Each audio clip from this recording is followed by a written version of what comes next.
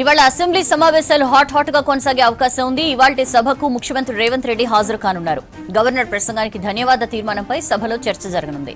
ఇటు బీఆర్ఎస్ రచ్చ కంటిన్యూ చేసే ఛాన్స్ కనిపిస్తోంది. ఆ పార్టీ సభ్యుడు జగదీష్ రెడ్డి సస్పెన్షన్ పై ఆ పార్టీ ఆందోళన చేసే అవకాశం ఉంది.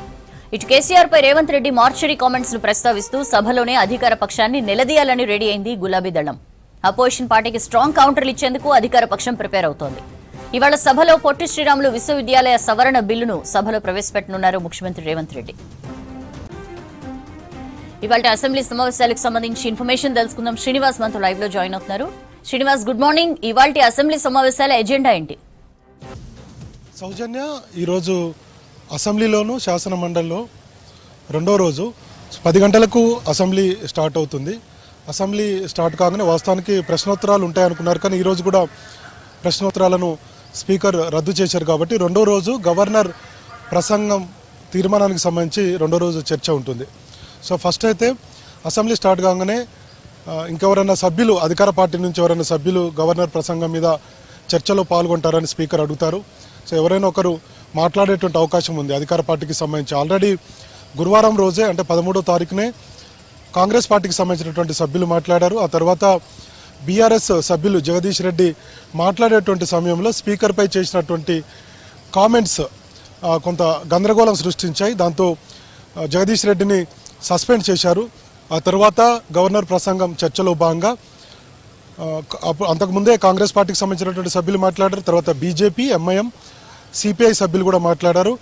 సో ఆ రోజు సభ వాయిదా పడింది. నిన్న హోలీ కాబట్టి నిన్న సభకు సెలవు.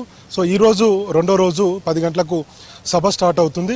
ఈరోజు గవర్నర్ ప్రసంగంపై, తీర్మానంపై ఈరోజు రెండో రోజు కూడా చర్చ ఉంటుంది. ఇందాక మనం చెప్పినట్టుగా అధికార పార్టీ సభ్యులు ఎవరైనా మాట్లాడతారు, లేదంటే ముఖ్యమంత్రి, అంటే ఆల్రెడీ అన్ని రాజకీయ పార్టీలకు సంబంధించినటువంటి సభ్యులు మాట్లాడారు కాబట్టి ముఖ్యమంత్రి రేవంత్ రెడ్డి ఈరోజు సభలో రిప్లై ఇస్తారు గవర్నర్ ప్రసంగానికి సంబంధించి.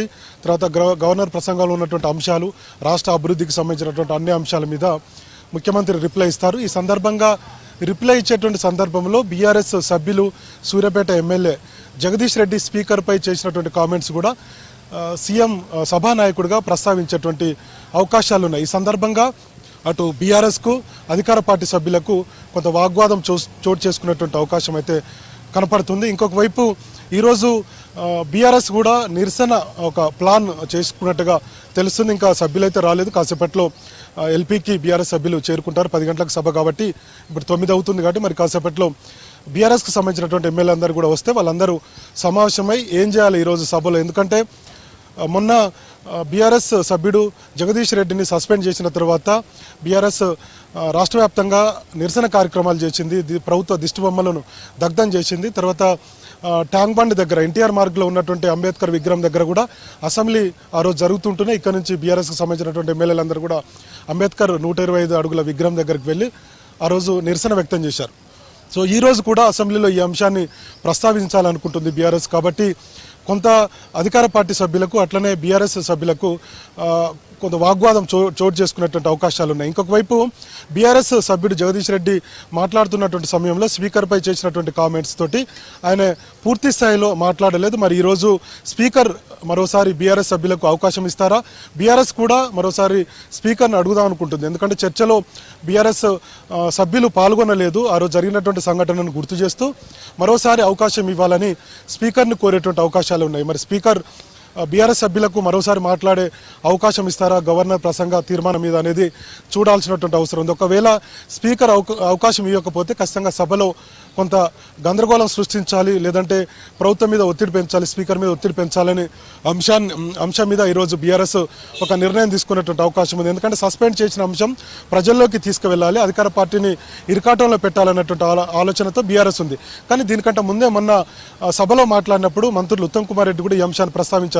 గతంలో బీఆర్ఎస్ అధికారంలో ఉన్నప్పుడు కోమటిరెడ్డి వెంకటరెడ్డిని అట్లా అదేవిధంగా సంపత్ కుమార్ బీఆర్ఎస్ కాంగ్రెస్ సంబంధించినటువంటి సభ్యులను అంతకుముందు సస్పెండ్ చేసినటువంటి విషయాన్ని కూడా గుర్తు చేస్తున్నారు. గతంలో జరిగినటువంటి సభా వ్యవహారాలు ఇప్పుడు జరుగుతున్నటువంటి సభ వ్యవహారాలను రెండింటిని కూడా పోల్చుతూ మంత్రులు మాట్లాడుతున్నారు, అధికార పార్టీకి సంబంధించినటువంటి సభ్యులు మాట్లాడుతున్నారు. కాబట్టి కొంత బీఆర్ఎస్ సంకటంలో పడింది, కొంత ఇరకాటంలో పడింది అన్నటువంటి చర్చ ఇక్కడ రాజకీయ వర్గాల్లో ఉంది. అట్లనే అసెంబ్లీ ప్రాంగణంలో కూడా చర్చ జరుగుతుంది. కాబట్టి ఈరోజు బీఆర్ఎస్ ఖచ్చితంగా ప్రభుత్వాన్ని ఇరకాటంలో పెట్టే విధంగా, ప్రజల్లో ఈ అంశం చర్చ జరిగే విధంగా అకారణంగా తమ సభ్యుడిని సస్పెండ్ చేశారన్నటువంటి విషయాన్ని కొంత అసెంబ్లీలో అధికార పార్టీ మీద ఒత్తిడి పెంచే ప్రయత్నాలు చేస్తుందని చెప్పి మనం అనుకోవచ్చు. ఇంకొక వైపు ఇక ఈ అంశము ఇలా ఉంటే ఇక బిల్లుల విషయానికి వస్తే ఈరోజు తెలుగు యూనివర్సిటీకి సంబంధించినటువంటి బిల్లు ఈరోజు ముఖ్యమంత్రి సభలో ప్రవేశపెడతారు. గతంలోనే రాష్ట్ర ప్రభుత్వం నిర్ణయం తీసుకుంది తెలుగు యూనివర్సిటీకి సురవరం ప్రతాప్ రెడ్డి, మహబూబ్నగర్ జిల్లాకు చెందినటువంటి సురవరం ప్రతాప్ రెడ్డి పేరును ఇప్పటికే క్యాబినెట్లో పెట్టాలని క్యాబినెట్లో నిర్ణయం తీసుకున్నారు. తెలంగాణ వైతాళికుడైన ప్రముఖ కవి కూడా, కాబట్టి ఆయన పేరు పెట్టాలన్నటువంటి ఆలోచన రాష్ట్ర ప్రభుత్వం చేసింది. క్యాబినెట్లో కూడా నిర్ణయం తీసుకుంది. కాబట్టి సో చట్ట సవరణ చేయాల్సి ఉంటుంది యూనివర్సిటీ బిల్లుకు. కాబట్టి ఈరోజు ఆ బిల్లు వస్తుంది. ఆ బిల్లు ముఖ్యమంత్రి రేవంత్ రెడ్డి ప్రవేశపెడతారు. తర్వాత నెక్స్ట్ అంతా కూడా ఈ ప్రాసెస్ అవుతుంది. సో కాబట్టి తెలుగు యూనివర్సిటీకి సురవరం ప్రతాప్ రెడ్డి యూనివర్సిటీ అనేటువంటి పేరును పెడుతూ ఈరోజు అసెంబ్లీలో బిల్లు ప్రవేశపెడతారు. ఆ తర్వాత దీనికి సంబంధించినటువంటి ప్రాసెస్ అంతా కూడా పూర్తి చేస్తారు. ఇక తెలంగాణ విద్యార్థులకు ఈ అంతా కూడా తెలుగు యూనివర్సిటీలో అడ్మిషన్స్ అంతా కూడా ఉంటాయి. ఎందుకంటే ఉమ్మడి రాష్ట్రంలో తెలుగు యూనివర్సిటీ ఉండేది, ఉమ్మడి రాష్ట్రాలకు సంబంధించి అప్పుడు అడ్మిషన్స్ అట్లా ఉండేది. అయితే 10 ఏళ్ల పాటు విభజన చట్టంలో 10 ఏళ్ల పాటు యూనివర్సిటీలు ఇవన్నీ కూడా విభజన లేదు కాబట్టి, సో ఉమ్మడిగానే ఉన్నాయి కాబట్టి, సో 10 ఏళ్ళు పూర్తయింది తెలంగాణ రాష్ట్రం వచ్చిన తర్వాత. కాబట్టి తెలుగు యూనివర్సిటీ సురవరం ప్రతాప్ రెడ్డి యూనివర్సిటీగా పేరు పెట్టాలని చెప్పి ప్రభుత్వం అయితే నిర్ణయం తీసుకుంది. ఇక రాజకీయ అంశాల విషయానికి వస్తే ఇందాక మనం చెప్పినట్టుగా బీఆర్ఎస్ ఈరోజు సభలో ఖచ్చితంగా గొడవ చేసేటువంటి అవకాశాలు అయితే కనపడుతున్నాయి. సో ప్రభుత్వం మీద ఒత్తిడి తెచ్చేటువంటి అవకాశాలు అయితే ఉన్నాయి. బీఆర్ఎస్కు సంబంధించినటువంటి సభ్యుడు జగదీష్ రెడ్డి కామెంట్స్ను, తర్వాత స్పీకర్ మీద చేసినటువంటి కామెంట్స్ పెద్ద గందరగోళం సృష్టించాయి. కాబట్టి ఈ అంశాన్ని మరొకసారి సభా వేదిక ద్వారా ప్రజల దృష్టికి తీసుకొచ్చేటువంటి ప్లాన్ ఖచ్చితంగా బీఆర్ఎస్ చేస్తుందన్నటువంటి సమాచారం అయితే ఉంది. సో అదే సమయంలో అధికార పార్టీ కూడా బీఆర్ఎస్ను చేస్తున్నటువంటి కామెంట్స్ వాటిని కూడా తిప్పికొడుతూ వస్తుంది. కాబట్టి ఈరోజు స్పీకర్ బీఆర్ఎస్కు మరోసారి అవకాశం ఇస్తారా లేదన్నటువంటి చూడాలి. ఇక సభానాయకుడిగా ముఖ్యమంత్రి, గవర్నర్ ప్రసంగం మీద ఆయా రాజకీయ పార్టీకి సంబంధించినటువంటి సభ్యులు, అంటే అటు ఎంఐఎం కానీ లేదంటే బీజేపీ కానీ సిపిఐ మాట్లాడినటువంటి అంశాలకు సంబంధించి ఈరోజు రిప్లై ఇస్తారు, సమాధానం ఇస్తారు. ఈ సమాధానం సందర్భంగా ఖచ్చితంగా ముఖ్యమంత్రి రేవంత్ రెడ్డి సభానాయకుడిగా జగదీష్ రెడ్డి చేసినటువంటి కామెంట్స్, తర్వాత బీఆర్ఎస్ వ్యవహార శైలి, ఇవన్నీ కూడా సభలో మరోసారి ప్రస్తావించేటువంటి అవకాశం ఉంది. రాష్ట్ర ప్రభుత్వ సంబంధించినటువంటి సంక్షేమ కార్యక్రమాలు, అభివృద్ధి, ఈ బడ్జెట్ సమావేశంలో రిప్లై ఇచ్చేటప్పుడు ఈ అన్ని అంశాలను, గవర్నర్ ప్రసంగంలో ఉన్నటువంటి అన్ని అంశాలను కూడా ఈరోజు అసెంబ్లీ వేదిక ద్వారా ప్రజలకు మరోసారి ఆయన గుర్తు చేసేటువంటి అవకాశం ఉంది. ఈ సందర్భంగా బీఆర్ఎస్ ఖచ్చితంగా అడ్డు తలిగేటువంటి అవకాశాలు అయితే కనపడుతున్నాయి. ఇక శాసన మండలిలు కూడా ఈరోజు గవర్నర్ ప్రసంగం మీద రెండో రోజు తీర్మానం మీదనే చర్చ ఉంటుంది. అక్కడ కూడా ఉదయం 10 గంటలకు సభ స్టార్ట్ అవుతుంది. ఈరోజు శాసన మండలిలో కూడా ప్రశ్నోత్తరాలు రద్దయ్యాయి. సో ఇది అసెంబ్లీకి సంబంధించినటువంటి ఎజెండా, తాజా అప్డేట్స్.